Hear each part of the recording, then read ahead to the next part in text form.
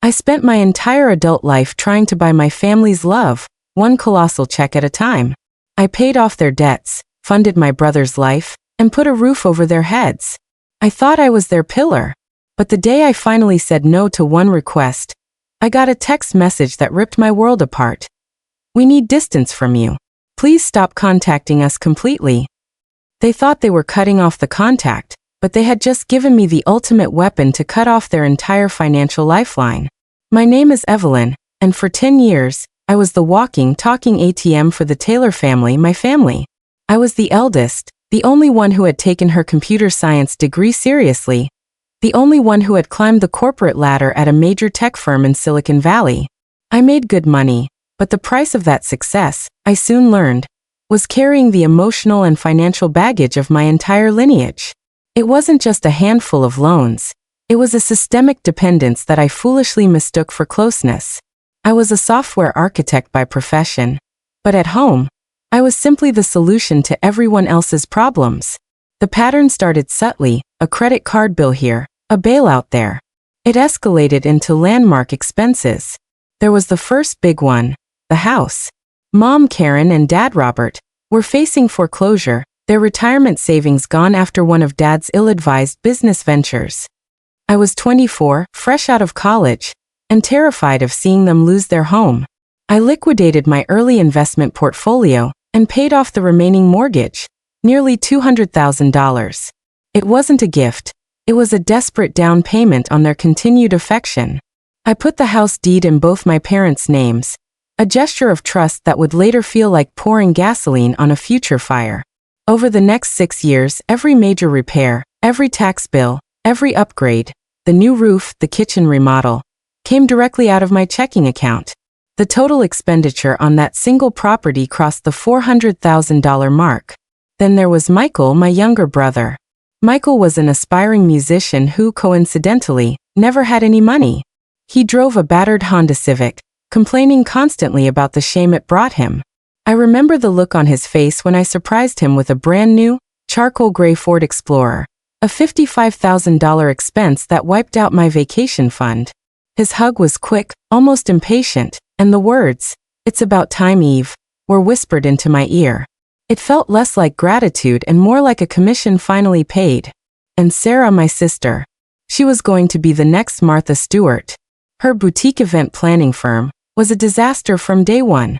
When she needed $30,000 for seed capital to rent an office she barely used, I wired the money. Her business folded 6 months later, but she never offered to repay a cent. She just moved on to the next request, usually a $500 emergency that was always somehow my responsibility. I kept a meticulous digital ledger, not because I was calculating interest, but because as an engineer, I needed to quantify the depth of my commitment, the sheer value of my love. By the time I turned 30, the spreadsheet total, the total value of my attempts to buy my family's love, exceeded $650,000. The trigger point, the single act of self-preservation that broke the illusion, came one Tuesday morning. I was finally ready to take a step for myself. I had found a beautiful 2-bedroom condo and was preparing for the down payment. I was nervous but excited. That evening, Dad called, his voice thick with the familiar, expectant cheerfulness. "Evelyn, honey, you're the sharpest one of us. I've got this incredible opportunity, a ground floor investment in a real estate syndicate. We just need $50,000 to get in. It'll pay for your condo down payment 3 times over." I felt a cold resistance bloom in my chest. This wasn't a roof or a car. This was a reckless gamble. "Dad, I can't," I said, my voice shaky. It was the first time I had ever said no. "I am closing on my own place next month. I need every dollar for the down payment and closing costs. This time, I have to put myself first." The line went silent. It was a silence deeper than the time Michael had totaled his car. "Oh," he finally said, his voice dropping into a register of heavy disappointment that was far more effective than any anger. "Well, that's fine. We understand. Just thought you'd want to be involved in a real family win for once." The guilt was instantaneous, acidic, and familiar. But for the first time, I stood my ground. "I'm sorry, Dad. Not this time." The following week, the atmosphere was icy. They ignored my calls and canceled our usual Sunday brunch, claiming sudden illness. I tried not to worry, focusing instead on the final paperwork for my condo. It was a brief, fragile moment of peace, shattered on Thursday afternoon. I was in a conference room with 3 senior VPs, presenting my latest architecture design, when my phone vibrated, signaling a group text. I glanced down, expecting a benign update. The world tilted and went silent around me. It was from Karen, sent to me, Robert, Michael, and Sarah. Evelyn, we as a family have discussed things and we've all agreed. We need distance from you. Please stop contacting us completely. Do not call, do not email, and do not show up. We wish you well. The words, so sterile, so professionally cruel, were a physical blow. The noise of the conference room, the clicking keyboard, the hushed voices dissipated. My hands went clammy. Distance? After all the years, all the checks? I felt the urgent, familiar need to fix it, to apologize, to pay my way back into their lives. I grabbed my phone, fingers flying across the screen, trying to call Mom. It went straight to voicemail. I tried Dad, Michael, Sarah. All voicemail. I was locked out. The pillar had been cut down. I walked out of that meeting. I don't even remember what I said, and went straight home. I spent the next 48 hours in a dark, self-pitying stupor, alternating between frantic, useless calls and staring at old photos. A picture of Michael graduating, paid for by me. Sarah's extravagant wedding, partially paid for by me. The family Christmas card from last year, taken in the living room I paid for. Every single memory was tainted, now nothing more than a receipt. They hadn't wanted me. They had wanted my income stream.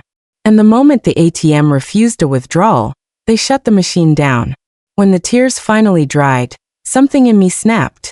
The emotional, approval-seeking daughter was gone, replaced by the cold, analytical programmer. I opened my ledger, the one with the $650,000 total, and I stopped seeing gifts. I saw a dataset. I saw a pattern of exploitation. I saw a business relationship that had been unilaterally and fraudulently terminated. I won't be the victim, I whispered to the empty apartment. I will be the analyst. I needed data. The first thing I did was hire a private investigator, a former corporate security specialist named Vince. He didn't need sob stories. He just needed a target and a goal. Find the financial motive for the text message. Vince worked fast.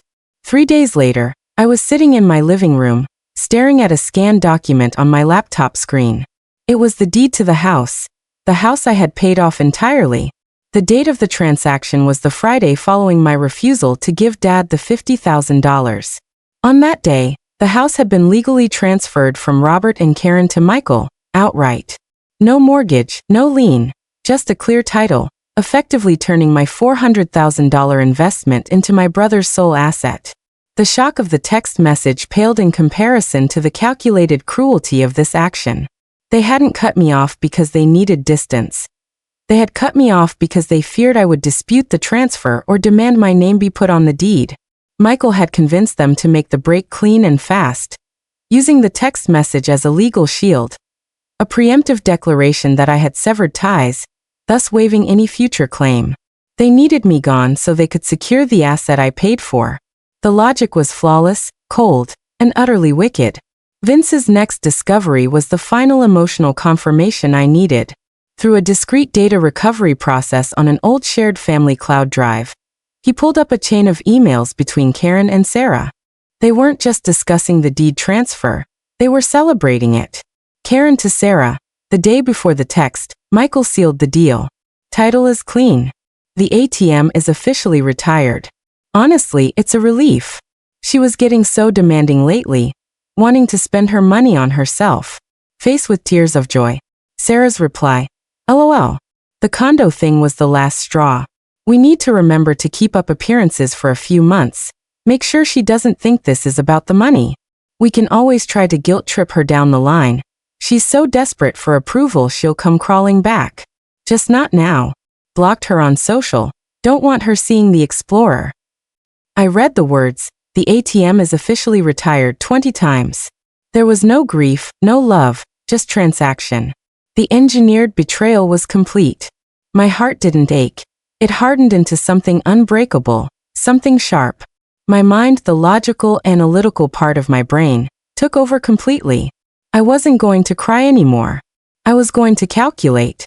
I called Eleanor Vance, a commercial litigation attorney known in my professional circles as the Ice Queen. She specialized in complex financial disputes and implied contractual agreements. She had a face that looked perpetually unimpressed and a mind like a steel trap. I laid out the timeline.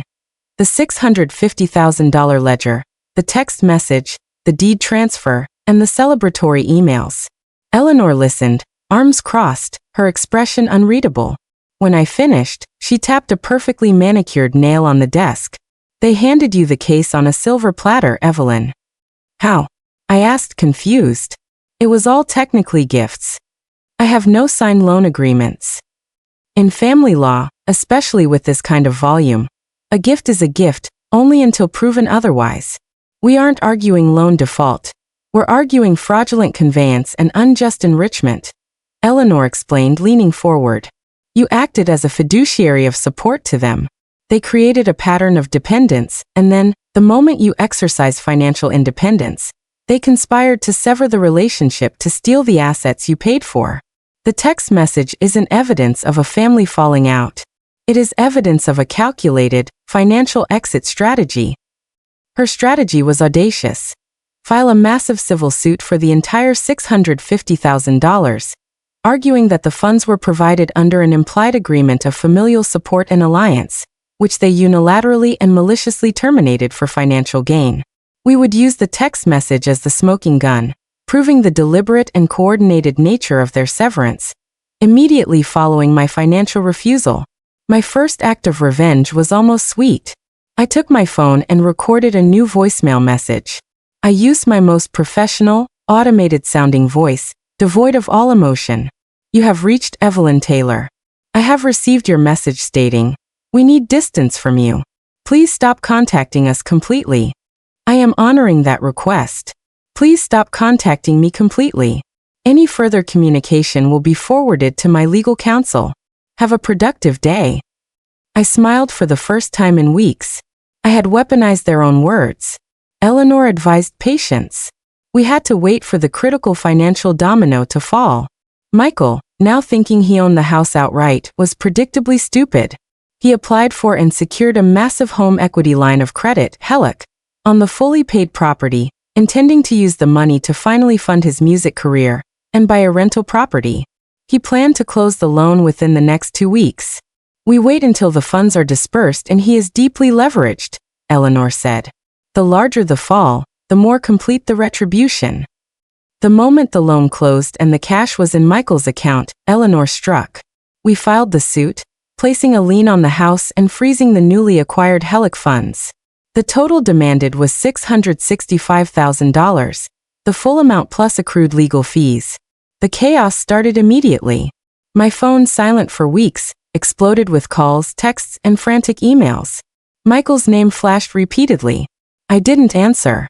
I didn't even listen to the voicemails. I just watched the call logs pile up. A beautiful, tragic monument to their panic. Then came Karen. She called 9 times in 20 minutes.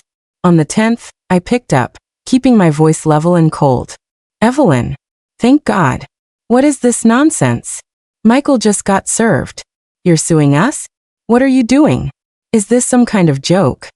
Her voice was hysterical, shattering her facade. You have received my voicemail, Karen. I stated flatly. I received your text. I am honoring your request for distance and the complete cessation of contact.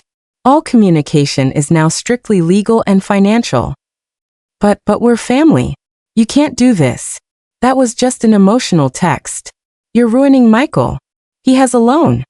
Your text was a calculated, written declaration of relationship severance, strategically timed to protect an asset that I financed. Your lawyer will explain the concept of fraudulent conveyance. I am simply closing the account you officially retired. The ATM is empty, Karen. Goodbye. I hung up and immediately blocked her number. The culmination was the courtroom. The air was thick with tension, thick with the scent of desperation radiating off my family. They sat on the defense bench, trying to look persecuted.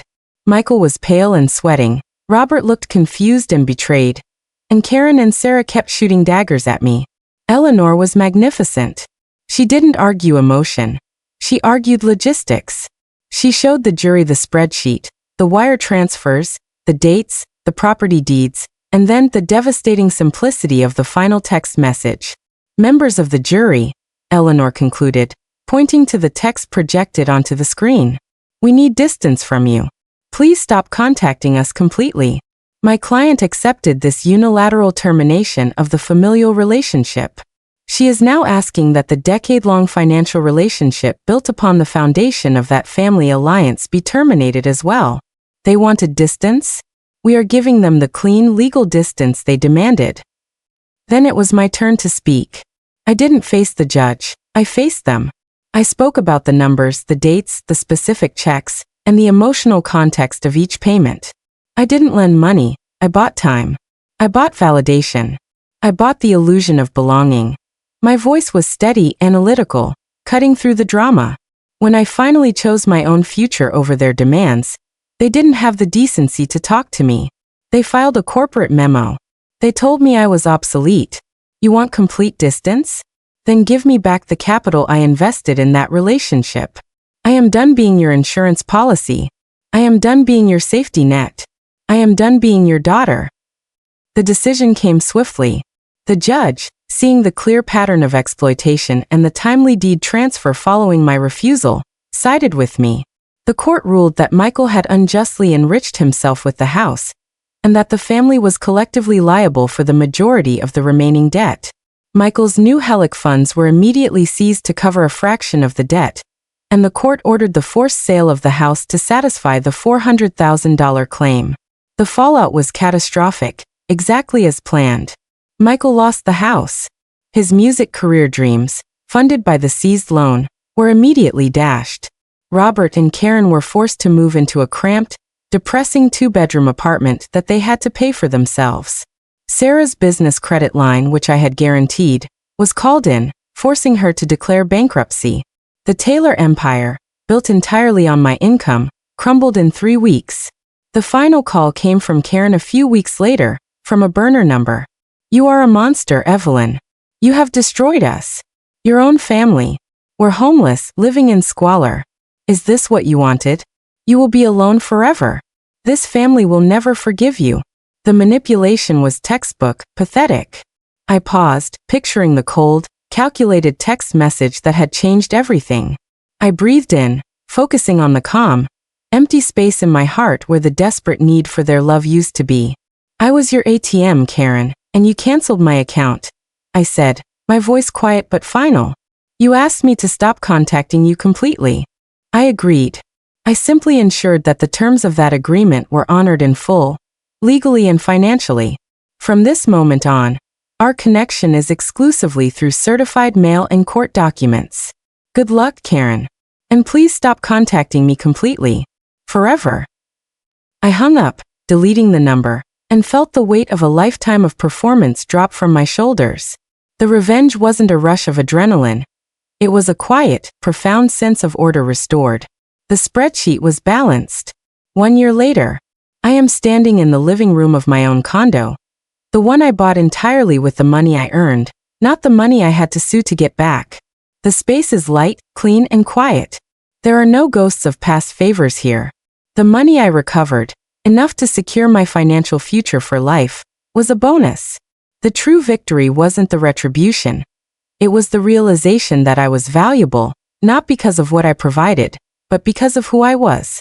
I got the distance they asked for, and in doing so, I finally got my freedom.